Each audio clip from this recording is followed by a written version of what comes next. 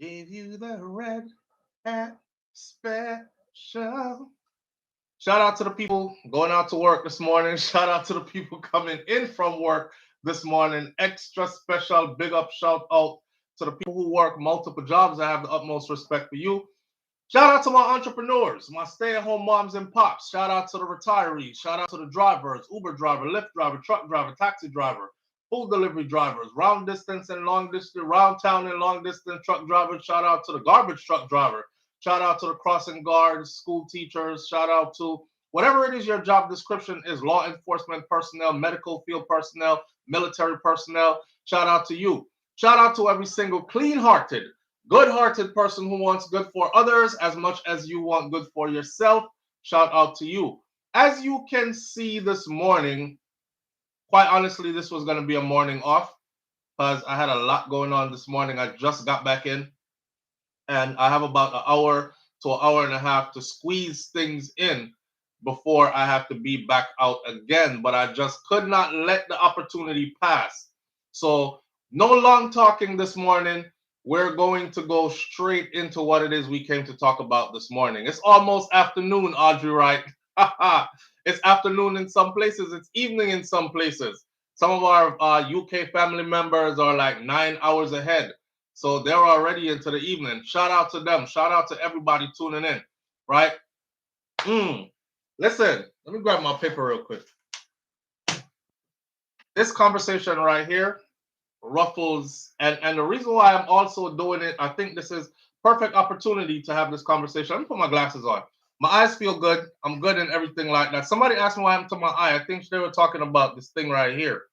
Well, I had a mold right here before I went to Jamaica, and I used a chemical thing to remove the mold, and then it left a mark right here, which made me look like I got punched in this eye. So now I got to get that blemish off my skin, but that's about it. My eyes are good. I just had 2 eye surgeries not too long ago. My eyes are perfectly good. I can read small print from far distances, which means I can shoot my rifle pretty well as well from good distance. So I'm good on that for the person who was saying, what happened to your eye, bro, or your eyes, bro? That's the explanation for that. Anyways, we ain't going to do too much side chatter this morning. This morning, we're about to get into this topic right here. No long cocky talking, Missy Brown says. All right.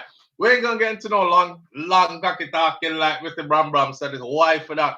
The topic this morning is foundational Black Americans, because that's what they're calling themselves up lately.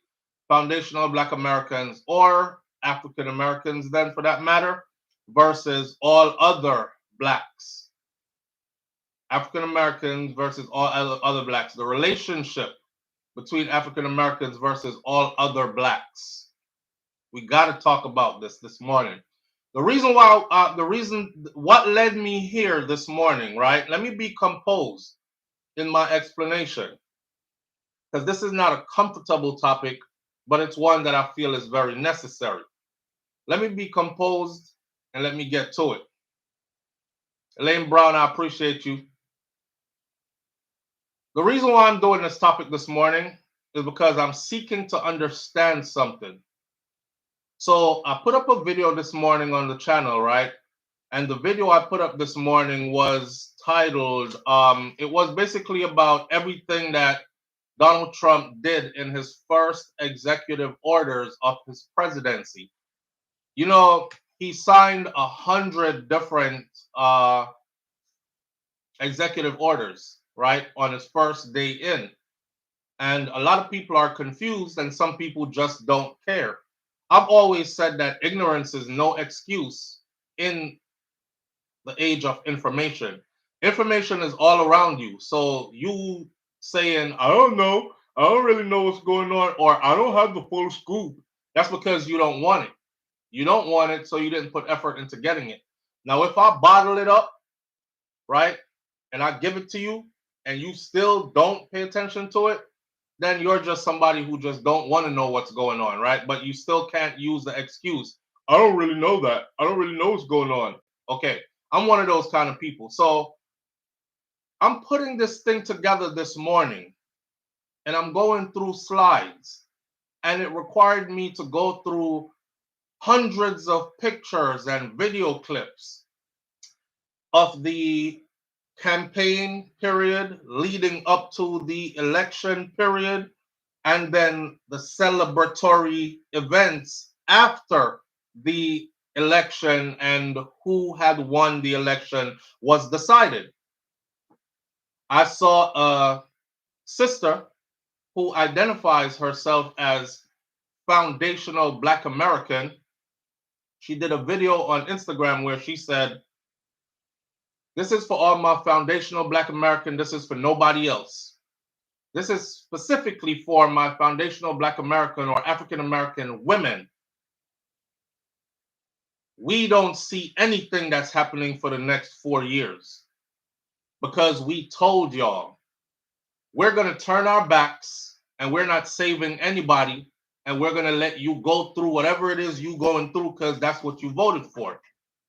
Well,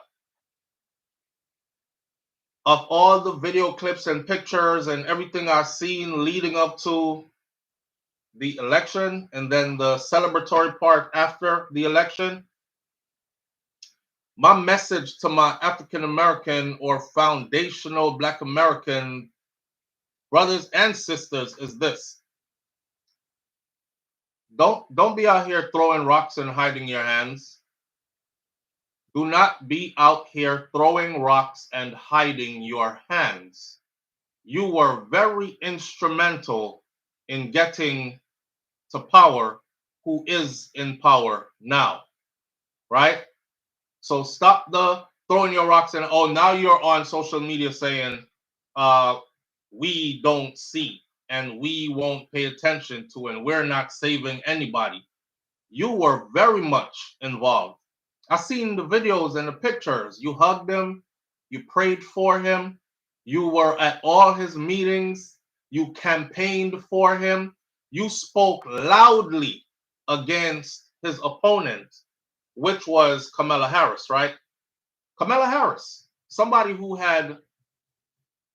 is biracial by all counts, however, identified as Black her entire life, attended a HBCU,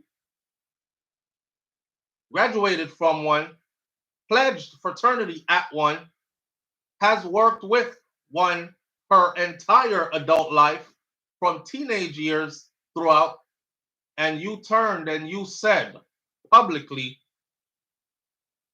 she not even foundational Black American though. Matter of fact, she not even Black. I'm not voting for her. You fell for the okie doke. You fell for the okie doke. Now, let's get this very straight. Whoever is in power right now, I respect it. That's what democracy is.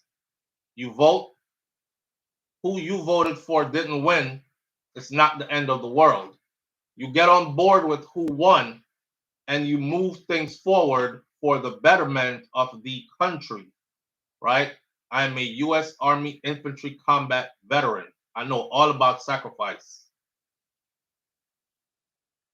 But to see my brothers and sisters, the venom that you have for, and I'm not speaking in general because of course somebody is going to say, you shouldn't be so general because a lot of us really love Jamaicans and Haitians and all the others and we really care. So obviously I'm not speaking about everybody, right? I'm speaking specifically about the group that said stuff like, we are foundational African Americans and she's not one of us. If she was one of you, you would have voted for her and she would have been, you would have put all your power and strength in campaigning into gathering your people and your resources to go behind her so she could be the first woman president of the United States of America. I feel like you are salty to see such prestigious position go to what you call a immigrant, because that was the tone of your speech. You said it many times over, you know? So here we are today, and my feathers are a little bit ruffled as I wake up and I pulled two stories up this morning as I was sent them. One of the first things Donald Trump has done more recently was, aside from the whole video of stuff I just released this morning, He pardoned 2 police officers who were convicted of killing a black man in Washington. But okay, they were found guilty. They were sentenced to prison. He made sure he pardoned them. Police officers, you can imagine they're non-black. They killed a black man. He pardons them.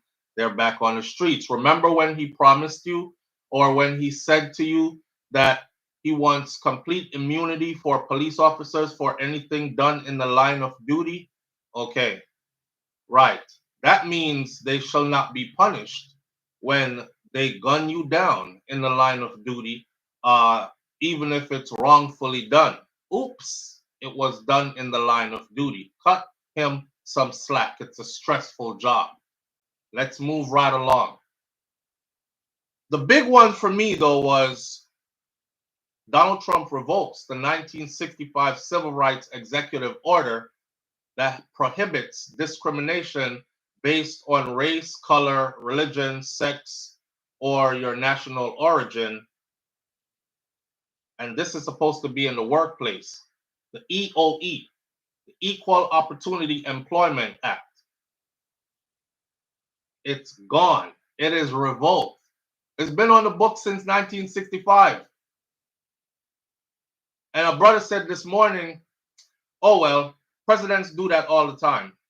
They do this kind of stuff all the time. No other president ever did that ever since it was instated. So there's a climate that's building here that I want you to pay attention to in the midst of this conversation, right? Police officers who are found guilty for killing black men are being pardoned by your same president, who has now revoked the 1965 Civil Rights EOE Act, or the Employment Equal Opportunity Employment Act.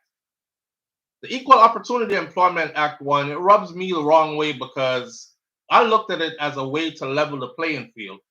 I looked at it as a way to hold those accountable who would hire based on skin color, based on I'm picking him over you because I'm white and he's white and you're black, so I'm not hiring you, right? That was your way in. Why did you vote against yourselves? That was literally your way in.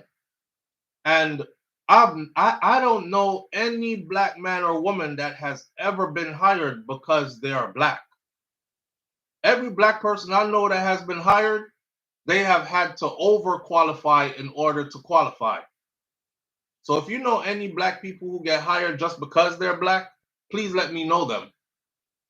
Now, back to the conversation about foundational black Americans versus all other blacks in America.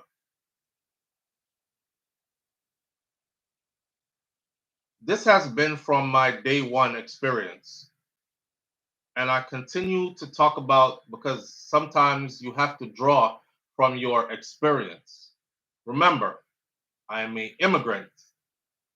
And no matter how long I live in the United States of America, no matter how much naturalized I am, no matter how much assimilation takes place in my life, no matter how many children I have that are born and raised here, I will always be an immigrant because I came here after being born in another country and then migrated here.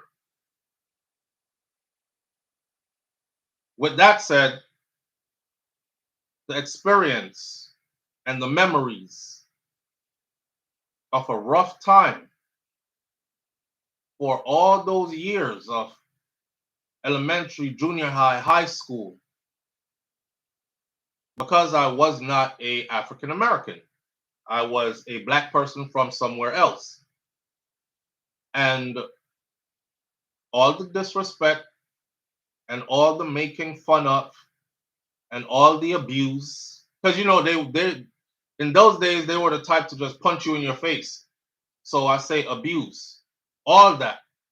You wearing a hat, they'll take your hat off your head, throw it somewhere, punch you in your face. You have to learn how to fight. I've told these stories before. I used to walk around with a knife, and I actually made a case for my knife out of cardboard and I wrapped the cardboard in newspaper, and then I used tape to tape my knife sheath. And I took the biggest knife that my mama had, big old butcher knife. Remember those things? People still have them in their houses. You could buy one of them and it has like 15 knives in it. And it has steak knife, this knife, a chopper in it, like the meat cleaver, this, that. I used to take the longest one out every morning. I measured it. I made a case for it. I tied a string to it. I put it in the case and I dropped it down in my pants. And this is how I would go to school. Because I was so fearful of my African American brothers and sisters. I made up my mind I was going to kill one of them. I was going to kill one of them as soon as they punched me in my face. Truth be told, I did get punched in my face years later. But that punch in my face taught me how to fight. I didn't use the knife. I fought. Now, what I'm saying is this. We've moved on from those years to these years, and things aren't as drastic as they used to be. But there is still this undercurrent where I feel like my foundational Black American brothers and sisters, or African American brothers and sisters, there are a lot of them, not all of them, there are a lot of them who hold so much disdain for the rest of us that come from somewhere else that, for one, they don't see us as a part of the family, and for two, when it comes to politics and policies, they will always vote against us, not knowing that they're actually voting against themselves. They literally voted against themselves. If you check the statistics of this election, Donald Trump had more African American votes for he had more African American votes in this election than any other president that has ever ran for president in the United States of America. Go look it up.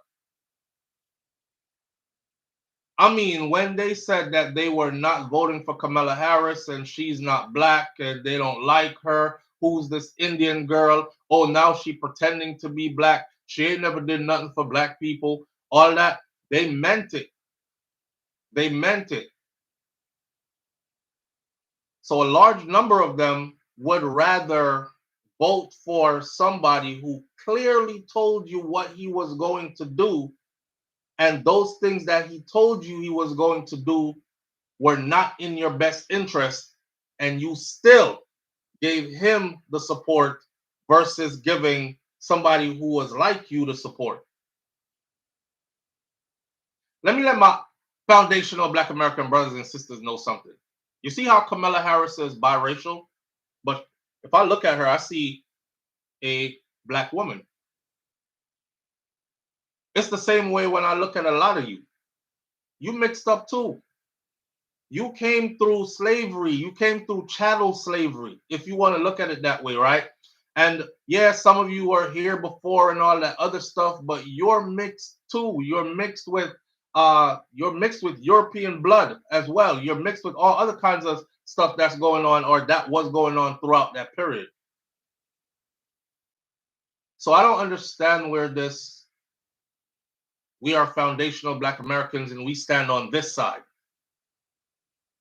You know, a sister called in one morning and she said, SouFLo, it's funny that they are drawing this line when all their heroes and the foundational people that have built their, I don't know what you want to call it, then the society within a society, the people they look up to as heroes, as freedom fighters for them, they are all Caribbean people or connected to the Caribbean by either one parent or both parents or directly from the Caribbean, whether it's from Trinidad and Tobago, Stokely Carmichael, or it's from Jamaica. You're talking about Marcus Mosiah Garvey, or the list goes on and on, right? So I don't understand how they're getting to this point now where this line is so drawn, where it's like, I put up a video yesterday where I talked about the first set of people that would be deported, or first Jamaicans to be deported. I thought the brother's story was a perfect example of one, and I agree, should get tossed up out of here. I mean, he was arrested and released 7 times. I'm assuming a lot of you watched the video by now and listened, because it's at like 250 something K in 1 hour, in 24 hours. So a lot of people paid attention to it. But if you pay attention to the comment section, there are a lot of foundational Black American or African American going off in those comments. This land is not for you. This land is for us and our children and our children's children. I am a foundational Black American. That's what one of the comments said. I said, wow, this land is not for you. Speaking to the Jamaicans, this land is for us and our children and our children's children. And I said to myself, I got to talk about this. So let me ask y'all this, right? How come y'all have so much venom? Because I have a video right here of, remember when they said they're eating the dogs, they're eating the cats? Okay, the Haitians got together, they came out, they were protesting. The Haitians were saying, we're not eating any dogs and cats, we just want a better life, right? In this town. Across the street from them, you had African Americans standing side by side with people who carry the rebel flag. I would say white, right-wing, white supremacist groups. And they were over there with them. And it was the African American brother who was the most vocal. Get the fuck out of our country. Go back to your effing country.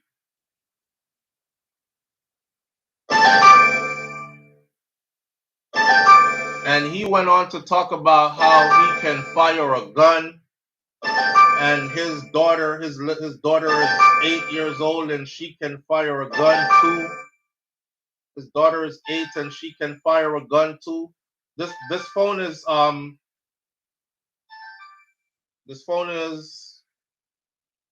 not acting right this morning. Here we are. Live on the air with SouFLo. Good morning. Hello. Okay. Good morning. Live on the air with SouFLo.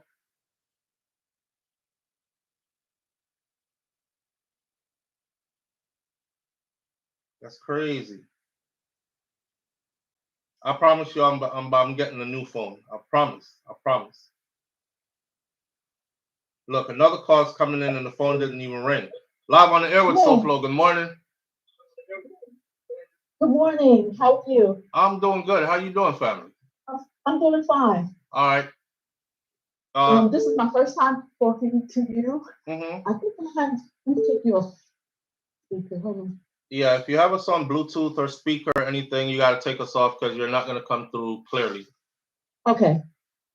I don't have you on anything. I don't have anything on. Okay.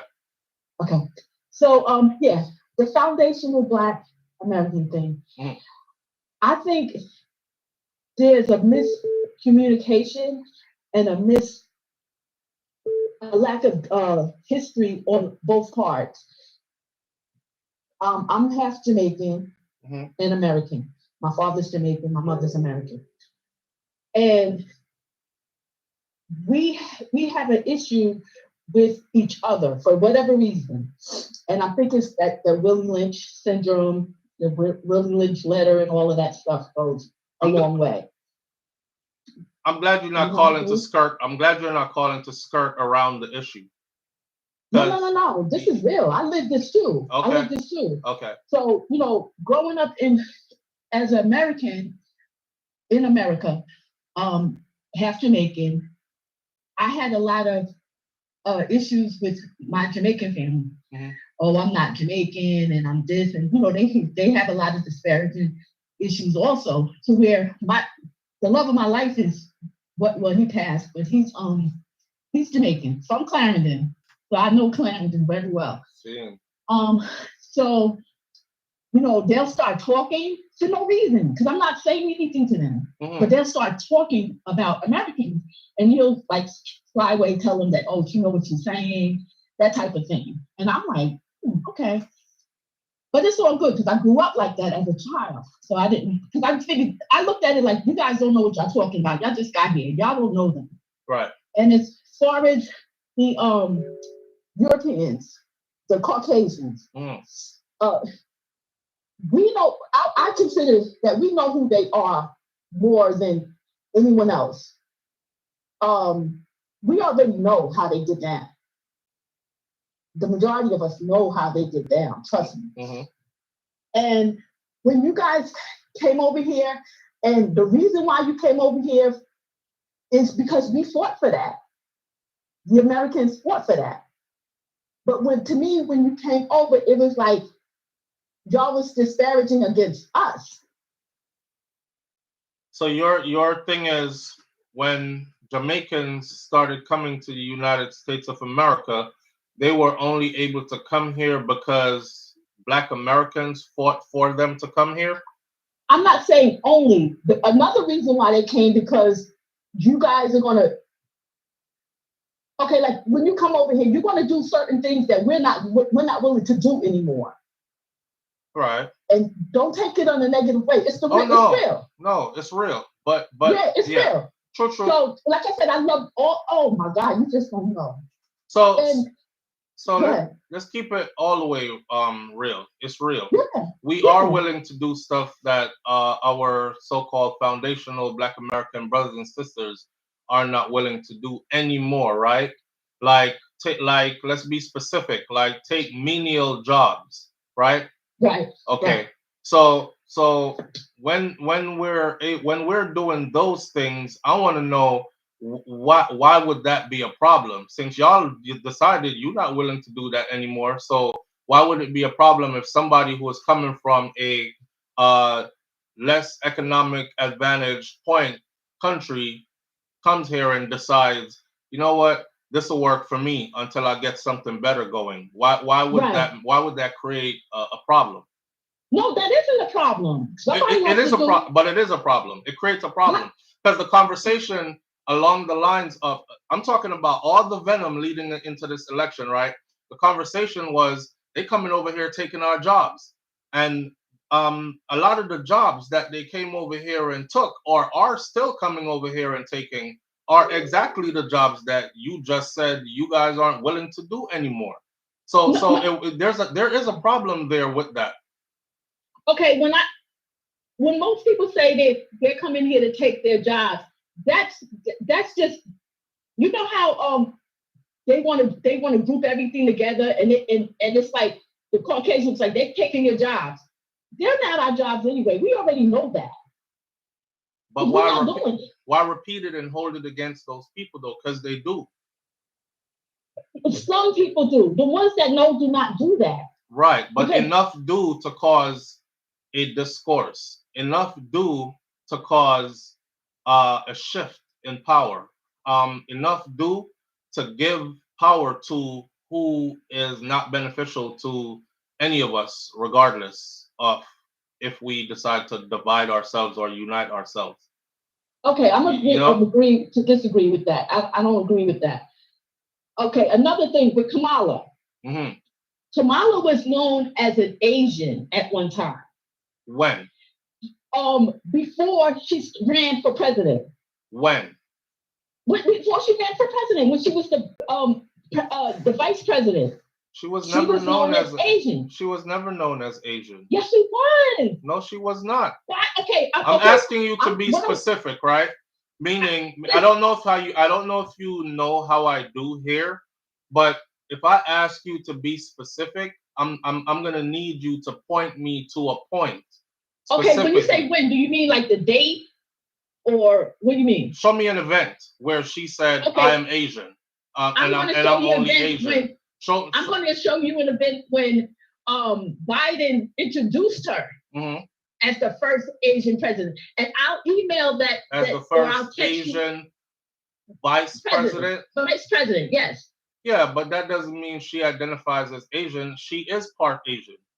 But she never said she was black until she ran for president. No, yes she did. Yes, she did. When? Multiple times. Many times.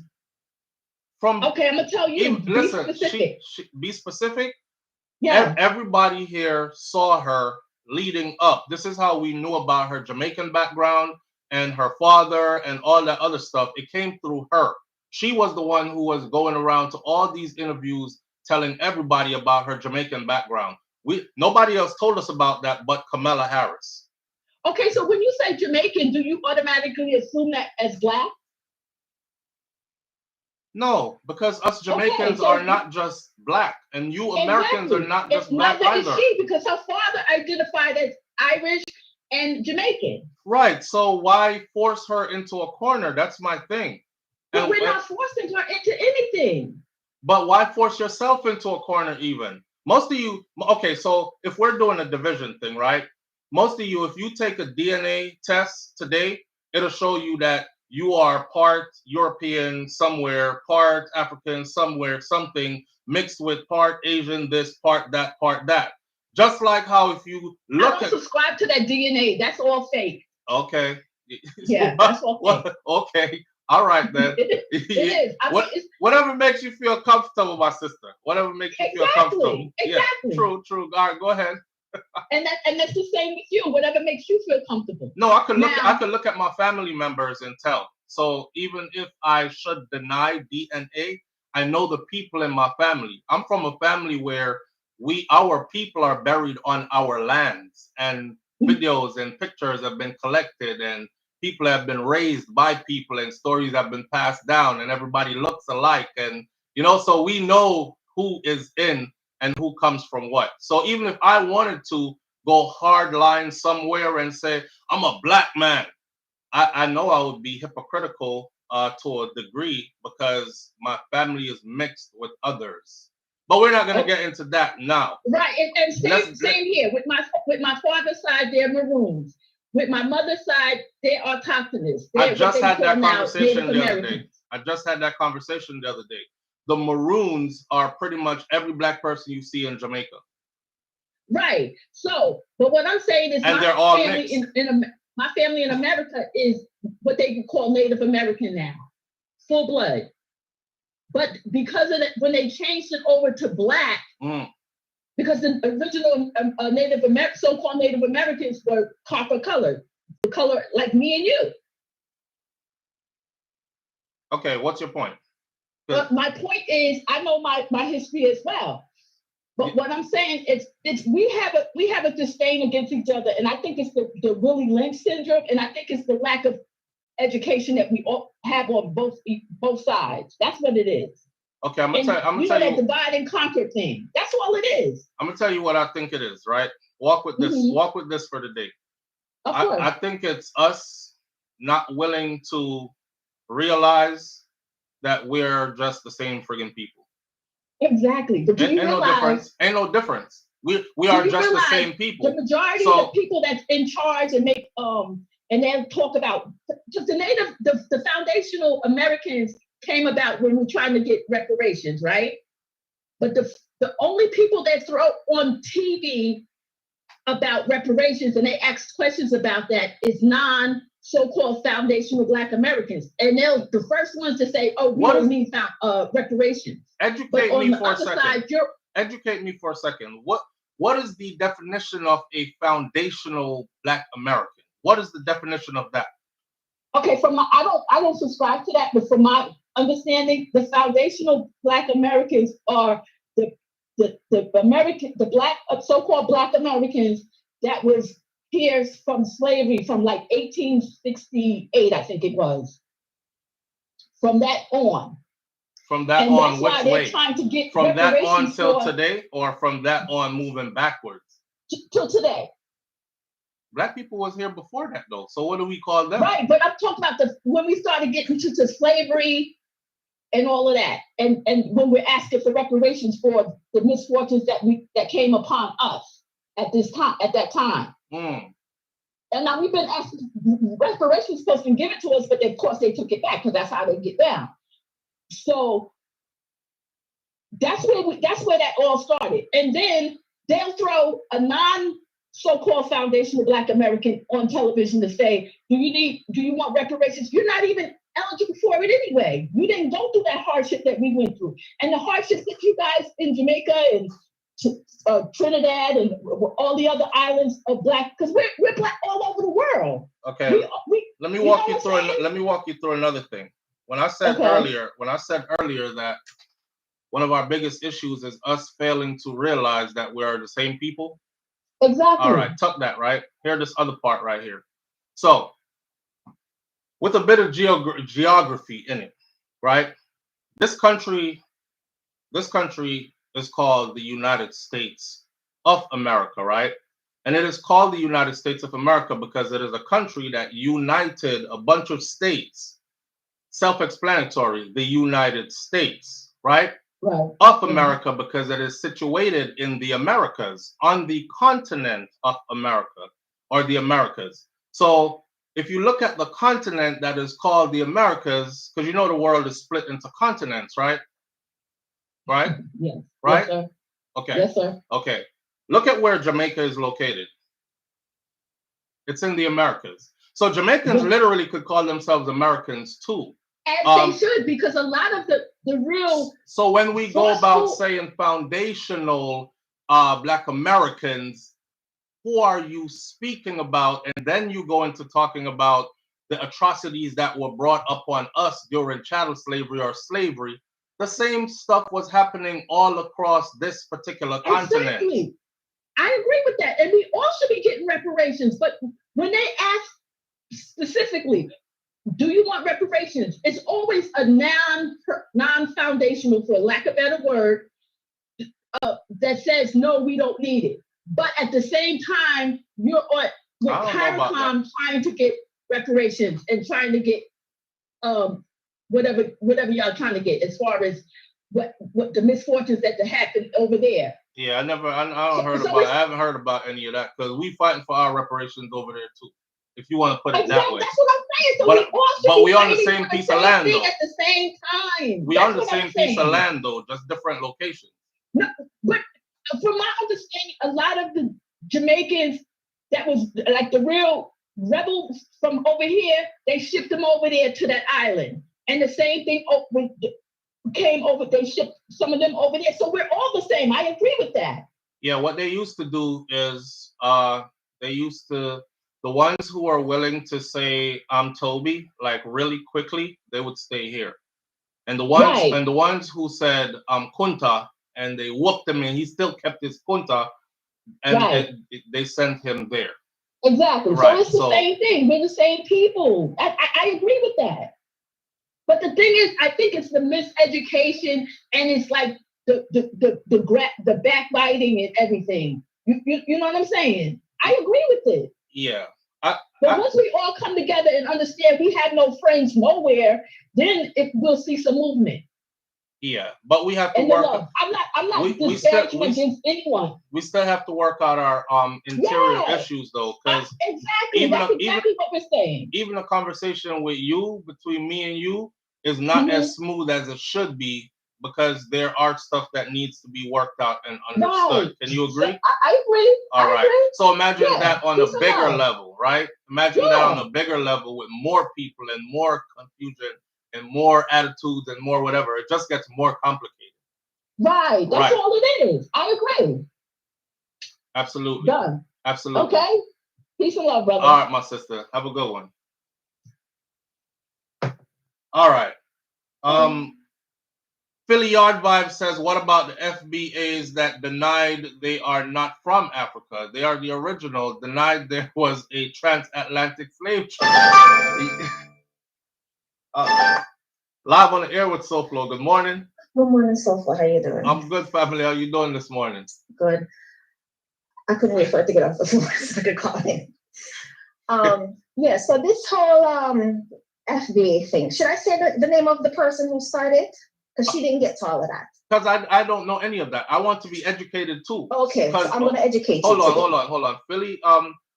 Philly Yard Vibes says, what about the FBAs? I'm supposing that's Foundational Black Americans that deny that they say they're not from Africa. They're a different species set of people. They are the originals. They denied that there was a transatlantic slave trade even, etc. What about them? All right. Now, I had to put that out there for everybody to hear it, and then you now go ahead with what you have to say. Okay. One thing, I'm going to give you an example. I don't let my kids go on social media. You know why? Because I realize that I've seen adults get radicalized through social media, much less children. Influence. Okay. Yes, influence. Yeah. The person who started this FBA conversation, his name is Tariq Nasheed. We have a YouTube. He's done movies on African history. He did a movie on the Haitian Revolution. He's done movies on different things. At one time, I think he was trying to break into Hollywood, and he was on Lifetime show here and there, like the reality shows, whatever. He's wrote a few books about relationships and guys getting women, that kind of stuff. His name is Tariq Nasheed. So there was a time he was very Pan-Africanist. And, he went to actually Zimbabwe, and he charted his time in there. And he said the people that roll out the red carpet for him, right? And treat him like a king. He went to Jamaica. He said the people that roll out the red carpet for him. He went to London, the Black British, who we all know is a Black immigrant, and the people that roll out the red carpet for him, right? Then he started to shift. His shift, a lot of people watch his show, like sometimes 7,000, 8,000 alive. I don't pay attention to him no more. Right. He started to shift and say he's starting to notice that there are, he said African, then he bring in the Caribbean, who are saying kind of slick stuff about Black American. So I don't know if maybe Akon had said like Black American down the history, or he would get like videos from TikTok, or maybe a Nigerian saying something disparaging about Black Americans. Maybe it's the lazy argument, or is there no history, or they don't know who they are kind of argument, that kind of stuff. Right. So he started sharing those videos, right? And then he started, which I'm gonna put it out there. Are there some of our people who look down on Black Americans? Yes, there are. And say, look at stuff that lazy, this and lazy. Yes, there are. Those are those conversations. So I would never say that it's a figment of the imagination. Is it everybody? Absolutely not, right? I think that when you have racial group, in our group, we have all kind of, everybody have their little spat. Just like Haitians can very well hold a gripe with the rest of the Caribbean, because the rest of the Caribbean have not been nice to Haitian people, right? Absolutely. So everybody can complain legitimately, right? Okay. And we can also complain legitimately, because I know Caribbean and African people who've had a very hard time at the hand of Black Americans in this country. All right, so he started it. Then he started kind of shifting his arguments. And from that, he would have, maybe somebody would call, he would say something very disparaging about African or Caribbean person. First, he started with African and then move on. They would call in, then he'd be like, oh, well, you're living in squalor and you had to flee. So his narrative went from Pan-African to, well, we are foundational Black American and you couldn't be here if it wasn't for us, which a lot of that is accurate, right? Because part of that civil rights package and some of the legislation Black Americans were pushing for was for the immigration to be open, because immigration was it was more like they wanted more white than anybody else. So is that true that they pushed for that? Absolutely. Then get them roses for that. That's true. Okay. But that don't mean anybody else sit down and we're not a kissing behind type of people either. Hold on for a second. Let me ask you something though. I know you're educating, didn't want to cut it, but before I forget to ask this question. So, okay. They kind of paved the way, contributed to us being able to come here in numbers like we are now. Right. But why are they so bitter against us when I never heard any of them say anything about the amount of Europeans that come here. And the Europeans come here and take up a stance where they don't like them. Mhm. So it's not like they're coming here and aligning with them and joining forces with them, but they never have anything to say about them. They'll curse out the Haitians, they'll curse out the Mhm. Jamaicans, they'll curse out the anybody else that's black but not foundational black American or Right. African American. If they not deem you that way, they'll curse them out, but they won't say nothing about the. I want people to know that there's a large population of illegal immigrants that are Europeans, that are non-black or non-colored, so to speak, or off color, so to speak, but Mhm. nobody pays attention to them. Mhm. Mhm. So why Because is that's the how why is the black venom people fixed only on ever have us? strength for other black people, and that's global. You see that? This is why I want. This is what I want them to recognize, though. Yeah. You see how you're able to say it because it is Mhm. what it is. But I want Yeah. them to recognize that also, because by them recognizing that, they can also be like, damn. But how come I'm always upset about the damn that the Jamaicans are always coming here and Mhm. taking my job, or they're willing to do stuff for far less, so we out of the work. But if they weren't willing to do stuff for far less, these people would have to pay us more to do those jobs. Then we would do them and we would make a better living, but they never say nothing about the Europeans that are coming. Not only the European, black immigrant is a very, very, very small minority. There's way more Hispanic immigrant here, and they have nothing to say about them. They have absolutely nothing to say about that population. So that's what I'm saying. Generally, this is an issue that we have in not only in America, across the globe. Black people have strength for the black people. Yeah. But from true, this is not Tariq Nasheed guy. That's where the narrative, people like, oh, they don't like us, but we don't like them, and all that other kind of stuff. Then that start. Then it went to what them call roasting. So then he would get on these. I forgot the name of this one platform where people talk. And actually lost a friend over this, who's a Black American. I literally lost a friend over this Tariq Nasheed guy, who she know personally, right? Right. Who was friend from college days. No one stopped talking to me. She decided that your friendship needs to end. Yeah, it needed to end. Wow. So they started having these little group chats and meetings and all that other kind of stuff, where it's like, oh, well, with us as Black American, we've always been 10 toes down against white supremacy. And, we've always been on the forefront, and we are the warriors. And, the Africans and the Caribbeans, they had to flee where they were from, and we never. This is the narrative, and we never fled, and we stayed here, and we fight white supremacy to this day, and they don't fight white supremacy, and we are the vanguard, and the Ray and the Tay, and they are the sellouts. Yeah, all of that, the narrative starts. Yeah, and they don't like us, so we don't have nothing to do with them because we are the foundation. We're the first Black people here. We are foundation, and so they're divisive. cowards because they flee where them from. That narrative start. You start to see quick in internet spaces, right? Yeah. So the friend I had was having a class. She was running a class. So both of us took a course on how to teach a course, right? Right. So she teach African history, white supremacy type of course, and I teach fundraising.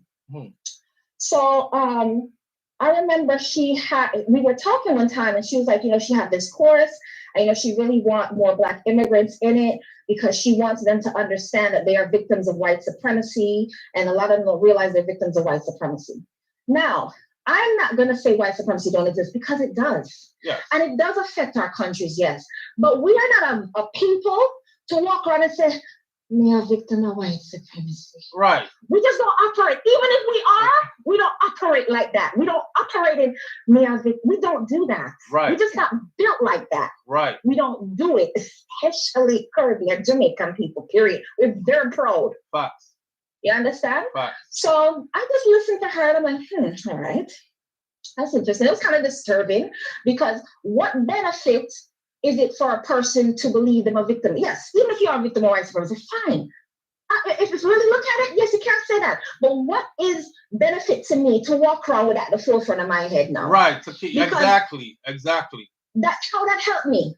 Because if you want to say that, I could say, okay, well, how does that help the Black American community? Now, if they took it and they built up skyscraper and they built up this, and we have to change our mindset because this will work. You understand? But it now work. And I think it's more of an inhibitor than anything. Not to say it's not real. It is I met absolutely someone. real. But it is. It's real. Listen. I've said this here many times before over the years. I said that is a damn crutch because, and I don't care who wants to get mad or whatever. It's a crutch. It's a crutch because look. Okay, so we know what happened before. We know what is happening now, systemically, what's happening now. We know that it's real. We don't have to keep telling people we know it's real, but we know it's real. But what are we going to do to combat that to put us in a better position? Exactly. That's where I'm at with it. I'm past, and most Caribbean people are raised. I know especially Jamaicans are raised to go beyond that. All right, man, we know what the problem is already. Make we find the solution. But we have to find a way to keep our head above water, but to rise up as well, right? To be great as well. So we can't make this hold us down. So where do we go from this? I'm about the solution. Solution. Yes, we know the problem, and we don't need to spend the next 400 or 500 years saying what the problem is. No. We know what the problem is. Exactly. But let's get to a solution from us, for us, right? By that's us. How. Right. That's the mentality we carry, which I think is very different. I've been in rooms with, you only black person there, and then look. But let me tell you something. When I come in the room, you would think I'm a queen because I'm just the level of I've heard them say Caribbean cockiness, arrogance, whatever you want to call it. Yes. So many times when I walk in a room, we pull up our room. You understand? Yeah, I've heard them say that too about us. Yes, but good that we have that. Right. Because we just I cannot walk in a room with my head bent down and I feel uncomfortable. I wasn't built like that. Right. My people are too arrogant for that. I don't come from that. I think that's a part of it. We're not going to be that. That is part of the problem. Yeah. They think we're arrogant. And we're always, if you want to call it arrogance, we are always going to be that people because it works in our favor and it's in our blood. Yeah. We are never going to bend for nobody. We're not built like that and we're not going to change. So that they have to deal with. Absolutely. I think that's a big part of it. I've heard that. I've been told that and I've heard that before. Yeah, y'all act like y'all better than everybody else. That's all right. Yeah, you should act like you're better than everybody else before too. In person. You should act. Let me tell you something. As I said, Haitian, none of them can say them have more strive than Haitian people. Right. And let me tell you, when I see Haitian people, them walking, you think them too sad them himself in the flesh. It's true. When they walk in the room. True. Them heights of confidence at top. Yeah, true. You understand? So if you don't walk in the room like you own a room, that is your problem. That's not me. But don't expect me to make myself little. No, I'm not going to make myself little for you. Right. So you have to feel in yourself why I don't do that for me. You understand? So from this Tariq Nasheed guy, that's where the whole thing, and then it turned a wave. So now you have the different ones. You would even see them comments, like even on Caribbean page. Oh, well, see, y'all flee. Oh, look, we're not living like this. We're not living like that. Yeah, and we did this and this and that. And you would see these people popping up in places and in comment sections. You've never seen this kind of stuff before. Just creating problem. When nobody's talking about you, nobody's thinking about you, the post is not about you, the topic is not about you, all of that. So the friend now, she had a class and she invited me to one of our classes, right? Mm-hmm. So I was in the class. This is virtual Zoom. And I think it was during the COVID era. I think that's when all of this started pop off. So they were saying like, wow, they didn't realize that, Black immigrants, I guess to the point, they didn't use the word coward, but kind of say like they're coward against white people or, they don't really fight back and all that other kind of stuff. And so you can't say all of that sitting there and me in the room. And they're not on code and all of that. Yeah. And we're off code. And so I said out loud, I said, okay, is Black America on code? What is the code? When I said that, the room goes silent. And so my friend was like, oh, well, the code is the book. I said, yes, but this book you're talking about, the Compensatory Code of Conduct. I forgot the name of the person who wrote the book. Most Black people not reading book. Let's be honest. See. Most Black people don't know the man who wrote that book, write that book, whichever. They don't know him. And the code you're talking about, Black America is not following it. So yes, are my people fully on code? No, they're not. But neither are yours. And yours make up the majority. So why you focus on me in America? So get the people them on code. Now when on code now, they're not a look at me and say, oh no, it's not on code. But you yourself, your house it cannot be in disarray. I come to me, look, the house is disarray. But so I didn't say all of that to her, but I just said, what is the code? Is Black America on code? Everybody gets silent. From that, my girlfriend talked to me. Oh wow. Simple question here. Oh, From that, she stopped talking, and I was like, I didn't pick up at first, and I'm like, hey, are you, I think maybe she's not available, and then I was like, it couldn't be that you really stopped talking to me because of this. My girl stopped talking to me. I'm negative, and I didn't get myself together, and all that kind of stuff. So I said, all right, fine. So relationship done from that. Now there's another guy called Dave Calloway. Been online for a while because after them said, the African them, the Caribbean them don't like we. Well, we're not like them. They're not like us. All of that narrative. Dan Calloway has been pushing this Black Americans are Native American narrative for a while. I saw one of his video. Him start getting notoriety after the Tariq Nasheed thing, right? So him carry on, oh yeah, because this paper and that paper, and we're really Chickasaw and the Cherokee and the Ray and the Tay and all that kind of stuff. Now, if you look back in history, when you look at Christopher Columbus' diaries, when they come here, he said that he did see some Negroes. Yes, he did, right? But he differentiated those from the other Native Americans. Right. Yes. So he said he did see some Negroes, as he said. Okay, does that mean Black people were here? Well, we have some evidence that can be put towards the evidence of that. Sure. Does that mean every Black person in America is not of African descent? No, it doesn't. Because Tariq Nasheed started to highlight the negative of Africa. So then they want to be associated with that. So then pick up nonsense, them Native American. And now you will see them gone to all of the Native Americans because they're saying them are the real Native American. And the one who said them are Native American, they're the imposter, but them are the real. And it's madness. And to me, it's like, if you want to see a Native American, fine. But I'm a person, I talk what I know. I study, I research, I have dates, I have sources. So bring up the scholarship to substantiate your position. But nobody's doing that. Everybody's just watching a few YouTube videos, then them come off and say, yeah, and running with we didn't hear this. And everybody sound crazy now. So that's where all of this coming from now. Okay. To give you the education. Got it. All right. No, I'm very familiar with Tariq Nasheed, but I've never really been in depth with his content. I saw him one time saying something about the buck breaking. Do you know what they used to do to them on those buck breaking farms in Jamaica? Yeah. When he was doing that speech, I listened. And but then I ran across his content like a few months later, and he was saying something about something that was like, I don't even remember, but it was like something distasteful to me then. Like they're there and we are here. They're them and we are us kind of thing. And I never really went back into his content. I had no idea that's where the FDA thing came from. That's where he came up with the term foundational Black American. And then everybody started calling themselves foundational Black American from that. And then he started to say, oh, this person, their policies are not good. Oh, let me look up their background. I don't think they're foundational Black American. They're tethers. Then they have this term tethers. Oh, no, they put the white man put these tethers in place. They brought these tethers here to replace us. And when they go through the immigration process, they're told not to hang around Black Americans. The first time I hear that. Wow. Did you go through such a seminar, SouFLo, when you come to America? No, which part that happened? No. It missed me. It looked like it missed you, right?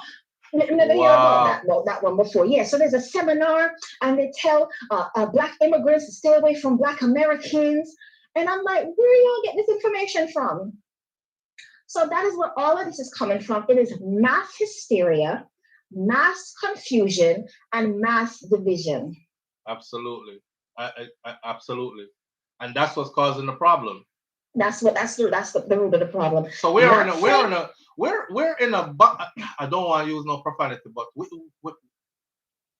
the word do I use then? Because I'm still we know something because In my mind, we're still just one. If you take a family and Mhm. you split the family, say you take a family, right, and you split the family in four, and then you name the four different factions, four different names, and then have them fight each other. That's how I see us. Yeah. That's how I see us still. Mhm. You know.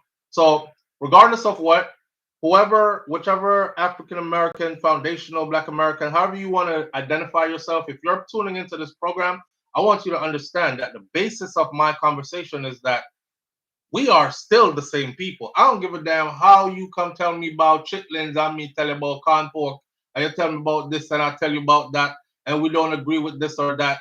We just two family members that can't seem to find a friggin' common ground. That in my Yeah. book, that's how I see it. That's how I see us. I do too. And I don't honestly, I don't think that we as a group or Caribbean or whatever should really get. I see so many people spending so much time on this narrative. It's just like we have bigger fish to fry. Because I'm just thinking And, that but if the we, thing is, you know but what? the thing is, And we can't. I'm not talking about you. I'm No, but talking hold about. on there, hold on there. Mm. The thing is, we can't fry the bigger fish until we get past these things. Because Certain people you have to leave behind. look at the outcome of this damn election. That's what I'm talking about. Now we having stuff like uh the EOE Right. being revoked. Mm-hmm. 1965 Civil Rights Executive Order that prohibits discrimination based on race, color, religion, sex, or national origin revoked.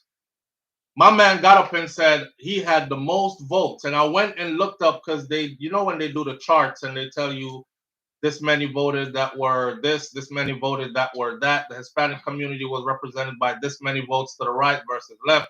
Black votes came in this. Black votes came in heavily, heavily. Mm-hmm. And the conversations leading up to the election were also very stunning to me because we had a lot. Come on now, we saw the videos. Brothers were hiding it, they were out speaking it, sisters were out speaking it. Are you gonna vote Mm-hmm. for Kamala Harris? Hell no, I'm not. She ain't black. She not one of us. What she ever did for us. And it was on both sides of the spectrum, like our women and our men. So now we're at a place where a person has been elected because of your support, and they are pulling cards that don't support your betterment. Here we Mm-hmm. are again. You literally lent support to somebody who is against your development because you are so against somebody who identified as you, saying they're not you or not like you. Mm-hmm. So we have to have these, we have to fix this, or else this is what we're going to keep on doing. I, Them ain't honestly, my I don't people, know if it use can my people, fix so.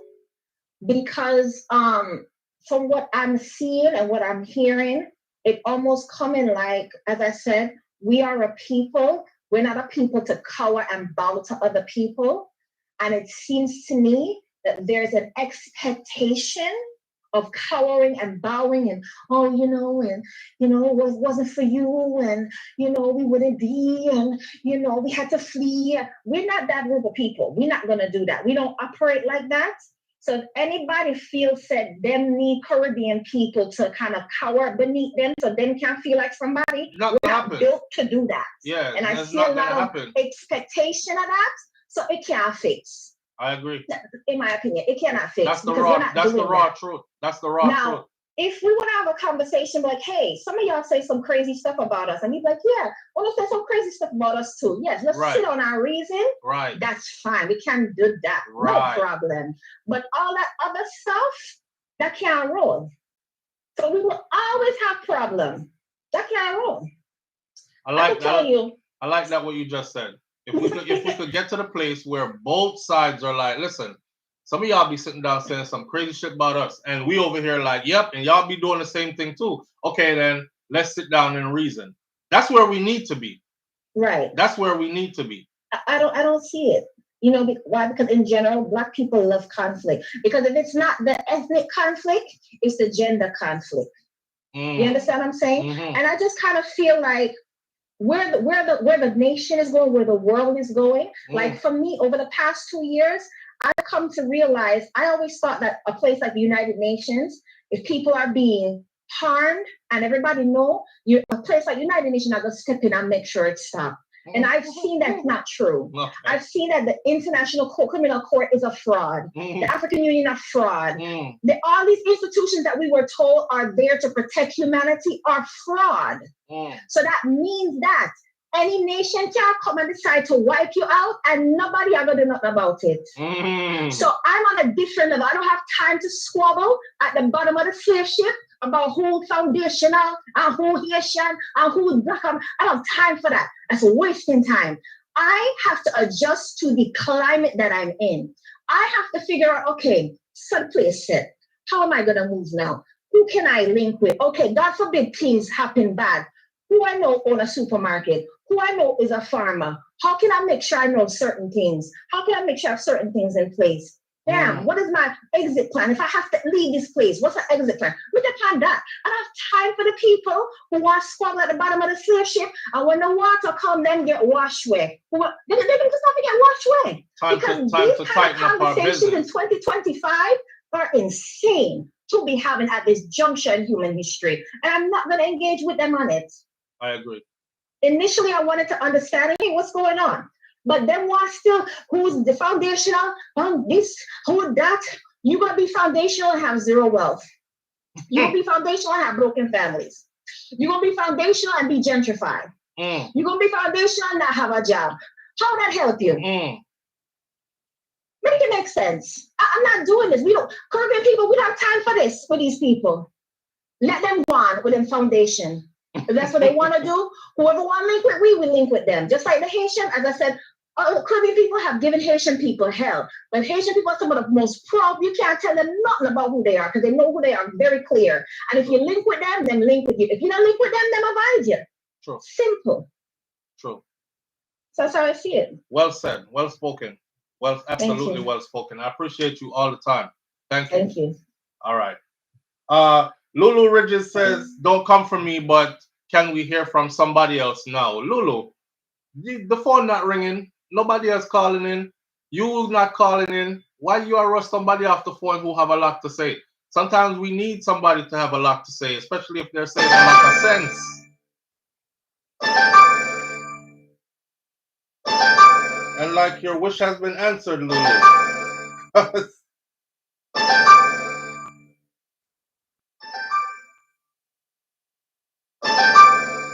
Sure. Live on the air with SouFLo. Good morning. Manners and respect, family. Well, go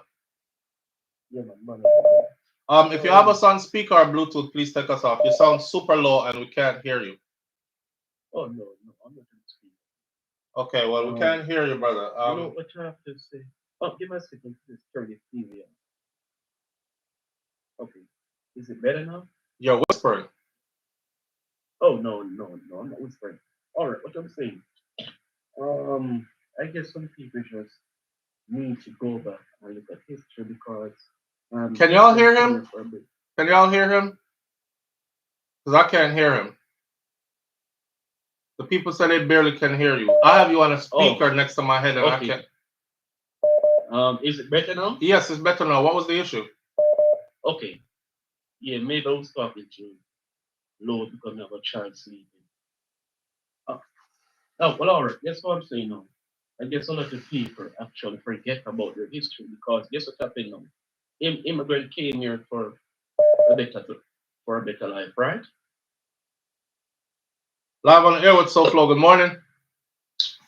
SouFLo, good morning. I'm getting ready to go to class. My sister, give me 1 second. I love it. Yes. I said to that brother just now, I said, speak up for me.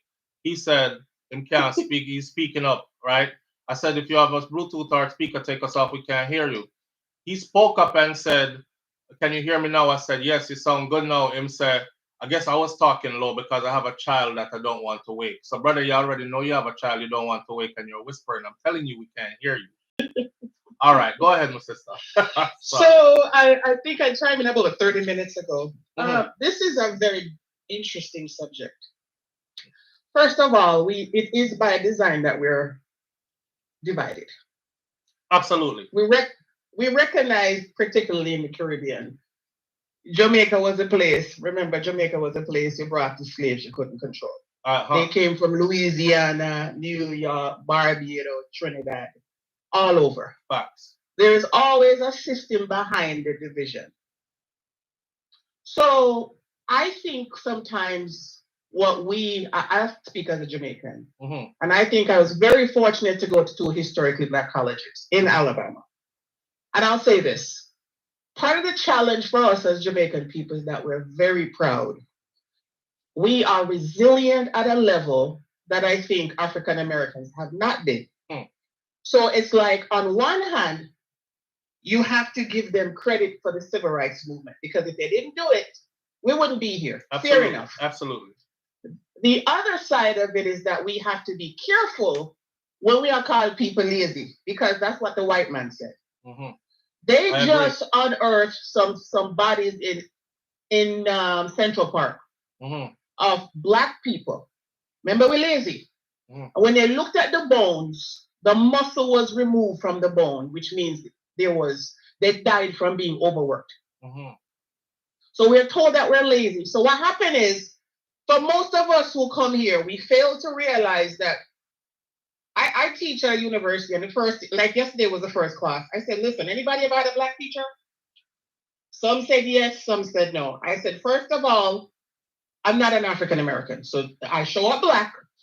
I respect the African American experience, but I was born in Jamaica. I grew up in Canada. I live in America now. I'm not African American. So let's get that out the door. I think part of the challenge is some of us love to call the people them lazy. And so we'll come here and we'll do 2 to 3 jobs, right? And we'll see an African American who isn't working, who's on the corner, who isn't doing a lot. But you got to remember, you come from a society, despite its the history with slavery, we saw our people in charge. 1962, we told England to go. You know, your teacher Black, your prime minister Black, the judge Black, everybody that you know Black. And although the motto that in Jamaica is out of many one people, so psychologically, you have an advantage already. So you know when you come America, England, Canada, you know say you come to get. So you don't have no problem with who you are, and if you're the first in the room, you know you belong. So we come with an advantage. And I have that discussions with my African American friends. I said, I'm not going to be disrespectful. I also don't see racism the way you see it. I never had no dogs let go on my grandparents. I didn't see my grandparents get hosed. I didn't see somebody come and tell my grandparents who had a property for 3 generations, we're going to build a highway through this neighborhood. And guess what? Your house coming down. And by the way, I don't know where you're going to live. I didn't see a Pruitt Igo like in Minnesota, where the government told people, come from the South, we'll give you an apartment, bring your kids, and they build a whole bunch of affordable housing. One stipulation, no males allowed. So you hear people say, oh, during slavery, there were more African Americans who were married and there were more families than after. Yes, but by design, that was destroyed, because once they moved to the apartment, if it's a son and he's 12 and the daughter is 15, the mother got a 3-bedroom apartment. Social workers would come around and check to make sure the father is not there. Right. What do you think happened to that home? And at the same time, on the other side of town, you're giving whites loans and grants to buy houses. Same thing with the GI Bill. African Americans came home after the war. Everybody else get housed. Everybody get money to go to school. They got nothing. So while we look the same, our history is not the same. True. Absolutely. Also, I asked my African American sister, I said, what is different? She said, let me tell you what's different. The Jewish people always teach them about the Holocaust. They will forever talk about the Holocaust. She said, let me tell you about my African American ancestors. When I asked them what happened, they said, we don't want to talk about it. We don't want to go back there. So she said, we don't know what happened. And people who don't know their past is bound to repeat it. If you look at back in the day, generations ago, they were going to historically black colleges. They were working. They were boycotting. They were together. That no day again. True. We don't have no sense of community. And the more we devalue education, And I say you have to go to college. But the more we devalue education, there's no critical thinking. So you convince the same people who will not benefit from these laws that they should vote against the very thing that they need. People think that DEI is black. DEI is not black. DEI say you must hire a certain amount of women. DEI say you must make sure the folks in the country get the same access to healthcare and the services and small business like the people in the city. So, but we've convinced people that DEI is black. So a whole bunch of people about to find out this morning that voted a certain way that, you know what, I was supposed to transfer to the VA hospital and I don't have a job now because I sold my house and I was moving on base and they told me all federal employment is closed. Yep. So people voted against the very thing. People think that, for example, the Affordable Care, they polled people in Georgia. How many of you want to get rid of Obamacare? Everybody. They come back and they poll them again. How many of you want to get rid of the Affordable Care Act? We don't want to. It's the same thing called Obamacare. Yes. So what we have is, as a Jamaican, respectfully, we are a little bit ahead in our self-esteem, in our resilience. We don't see racism the same way, but we also can tell the African Americans, say, listen, we don't care about you now. But I think that's where the fight is that they're saying we struggled, and when you look at every other group, they have progressed and we haven't. But that's also because of systemic racism. Absolutely. That's because policies were put in place to stop them from being progressive. Well, that didn't apply to us. So some of what we see is generational. I remember in Birmingham, for example, I worked in a community. There was a project. The only thing in the project is a liquor store. And all around it is factories emitting emissions with all kind of nasty stuff in the air. And I said to myself, how long you live? I said to the people, how long you live here? Oh, we've been here 3 generations. How the heck they gonna pull up themselves by the bootstrap if I mean know if they just can't wait to get an apartment when we're not for work. I'm going on welfare. And you know, we talk about religion. Religion has its place. Whether you're religious or not, I think being part of communities, faith communities, is important. That's my opinion. I think you can go, me for example, I go to church with liar, doctor, and anything we don't know, somebody will tell me. Whether you're religious or social committee. So if you have a Jamaican association in New York, join it. So you don't go to church. Let's go to social organization. If you're here, say, oh, yeah, so the ambassador is doing it, go. You cannot insulate and isolate yourself and can't. And we don't know the policies. We don't know what's going on. We work with 2 jobs so far, we hold our heads down. And then we come and tell people, say, oh, I'm money me up, what's trying to put money in my pocket. We can't buy egg. When we vote for my president, we can't buy egg. Yeah, we can't buy gas. But guess what? The police will get immunity. And your son, who's a green card holder, like them catch him or get deported. And by the way, your sister, you have plans to send for your mother and your uncle instead of not to come. So it is by design that we stay ignorant. It is by design that we fight each other. But we don't think it will get no better. You don't think it will get no better? We don't think it will, because we can't unite. That. A diamond for thyself. That. Unfortunately, the African American, the Jamaican and the Jamaican don't like them because they say you're lazy and you need to go catch up. And both of us are going, and we are making it. And if you notice, we are in our kind of position in the organization. One of we did it. At the top of the government to the lowest, one Jamaican did it. Because we don't see racism the same way. We're fighters. I look at myself and people say, oh, you got a doctorate and you have 2 masters. You're a survival.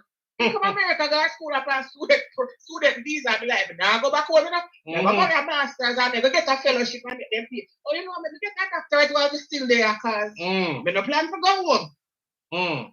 So a lot of what we achieve sometimes is not because we're so smart. It's out of survival. It's out of wanting to be progressive, and by default, we end up in this position because we're resilient. It's in our DNA. To be resilient. So, you know, for the African Americans who are listening, I appreciate the history and what they have done.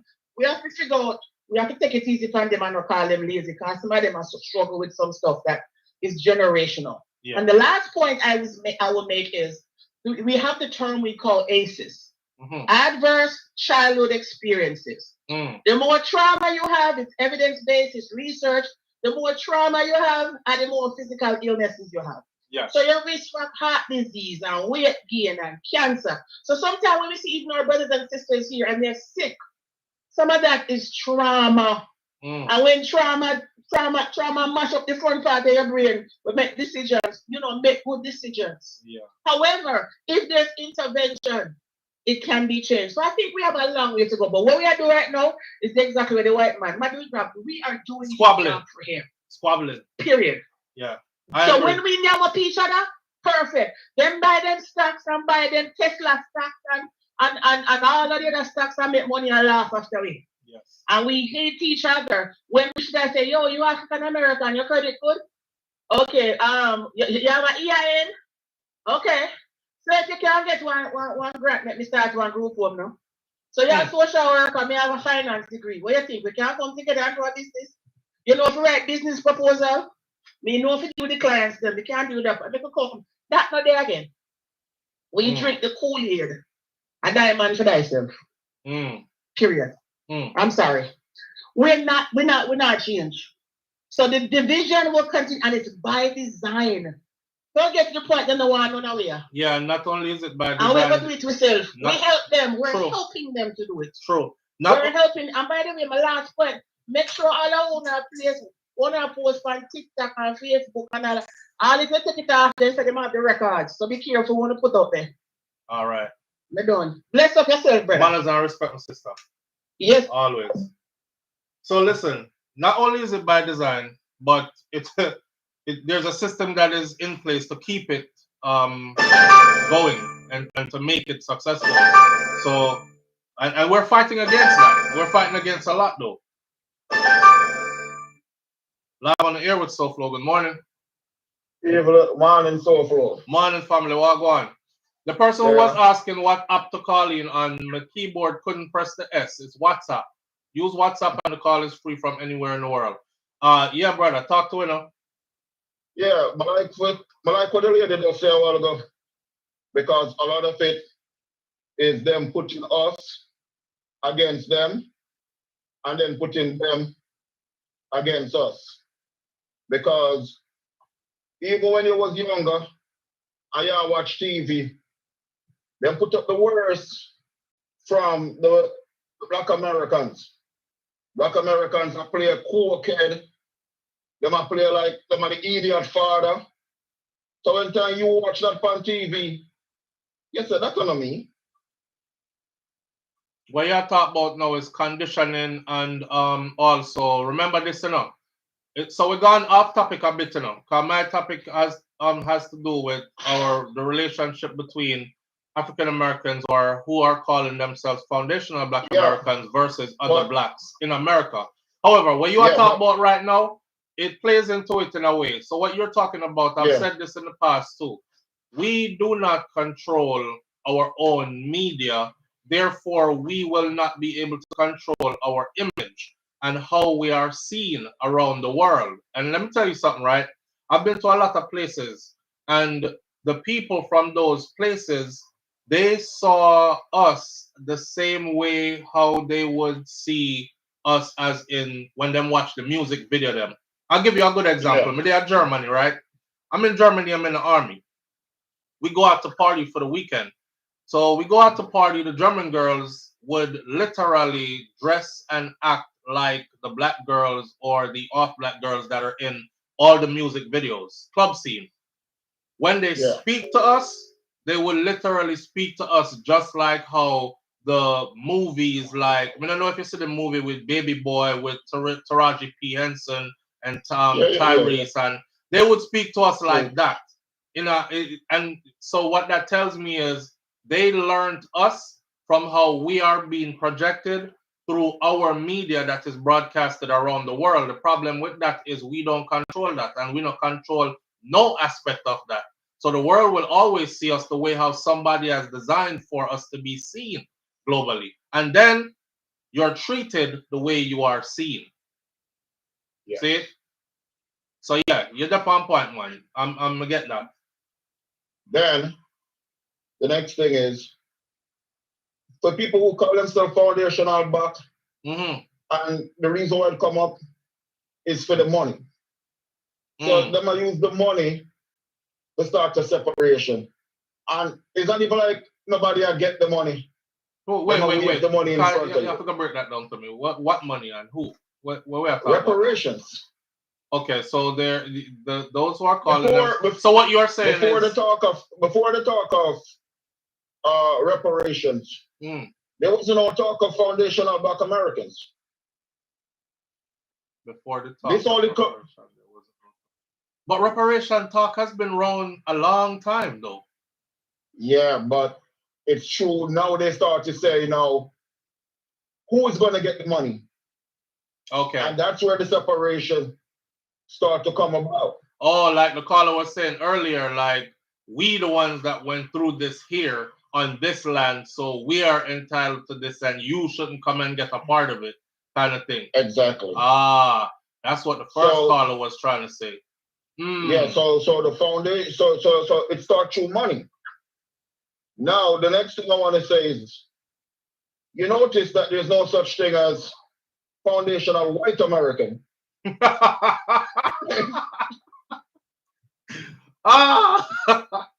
You make me laugh. Because when you think about it, bro, Trump grandfather come from Germany. Yeah. Their family just came here. Yeah. Remember, his grandfather wasn't born in America. Yeah. And them come, and you never hear nobody else say, "Oh, Trump don't belong here because his grandfather wasn't born in America." Let me spin that for you real quick. I'm glad you bring this up. We really have to get it together. My African American brothers and sisters, my Caribbean brothers and sisters, my straight off the continent of Africa brothers and sisters, we better get our shit together. Listen to me, right? God bless the United States of America military. God bless the United States of America Army. I learned a lot from it. Let me tell you one thing I noticed, right? Every white group in the military, when we line up downstairs for formation, fall in, receive the report, everybody is in uniform. Everybody is what we call same. When you go upstairs and you go in the barracks, you can tell who is Italian because there's a big old Italian flag flying in their room and they're playing Italian music. This is in one barrack. You go another part of the barracks, you could see who is this or different parts, who's from Poland, who's from here, who's from there. But they never, ever refer to themselves as Italian American or Polish American or this American, that American. They unite under one flag. So if anybody ever walk in there and says, "Where are the white people at?" Everybody united. You forget their flags. But for us, it's always, okay, black people. But then you got the African Americans. And we start separating ourselves, right? They don't separate themselves like that. They unite based on one thing that they all have in common, whether it's because they look at each other and see similarities or whatever, but they just unite based on the cause that, hey man, we all white, so we just sticking together. Whereas for us, we're still stuck on, oh, you from Haiti, I'm from Jamaica, we don't really like y'all. Oh, you Black American, and I'm from the Caribbean, I don't really like y'all. Oh, y'all this, y'all that, and the other. So we need to like really get it together, man. You made me laugh just now when you said you ain't never heard them say, foundational white American. You ain't never heard them say that. But we over here saying foundational black American. And I had to laugh because that's what I remember. And then the next thing is, the reason why a lot of we hate Haiti, because they teach us to hate Haiti. Because yeah, you're not going to all right, yeah, well, I'm gonna save you the time. You're not going to all that this morning. Because I know that's how we conversation there. That's straightforward. The part of my want to say is Haiti had recognized us as all blacks. So no matter where you was from, when you put your foot on Asian ground, you were considered a free man. Okay. So no matter if you was from Jamaica, America, or where you're from, if you was a black man and you put your foot in Asian soil, you were free. and the rest of them didn't like that. The Buffalo Soldiers wasn't understanding what I was saying. Okay, my brother, I understand what you're saying. All right. I appreciate you. Okay. All right. The Buffalo Soldiers said, just for your history, they once did say Italian American, Irish American, whatever. You're not listening. They do say that. They still say it. That's why in the barracks, you see when we live in the barracks in the military, you see on the weekends, barracks doors don't close. So we'll have like barracks parties and all the doors will be open. And you would walk down the hallway and you will see, and they will tell you to your face, like, oh, I'm Italian, and they'll brag about it, right? I'm Italian, and this one say I'm this one say I'm Polish, that one says I'm Irish, this one says I'm British, this one says I'm that, right? So even in American culture, of course they would have like Irish pubs and German restaurants and this, that, and the other. That's only natural. I'm talking about when it comes time. Remember what we start off with this morning, we start off with the voting. And the reason why I brought this conversation together, to see that the 1965 Civil Rights Executive Order that prohibits discrimination based on race, color, religion, sex, or national origin was revoked. And that there was tremendous support to get this individual into power from African Americans. Y'all don't understand the significance of the EOE? Do you understand the significance of it? That's why we're here. That's what I'm talking about. This basically gave you grounds for you to be able to sue, or for companies to be held accountable. So you don't walk into a company and see all white people working in there and you have to scratch your head and be like, damn, so no black people qualify for this job? I mean, I'm qualified for it. They won't hire me. Well, you have no one to turn to. You have nowhere to go about that. Because now all they can say is, listen, we might have everybody that's white here, but we actually just hired people who were available and were more qualified. Right. Who's going to hurt the most out of stuff like this being revoked? Think about that. Who is going to be hurt the most out of stuff like this being revoked? Do you know of any black people who ever got a job because they were black? No, I don't. But I know a lot of black people who didn't get a job because they were black.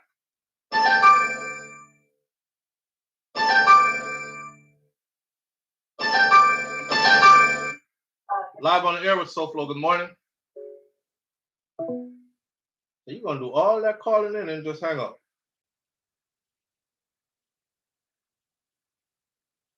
Somebody said, I thought you were live. I am live. I'm going to keep this live going for about 5 more minutes, and then I'm going to have to end it. We got a lot going on today. This was supposed to be a 1-hour live. Matter of fact, let me end the live like this. Let's not take it any further. So we might have to pick this up on another day. Let me bring everything into perspective. I'm done. No more phone calls. Check it, right?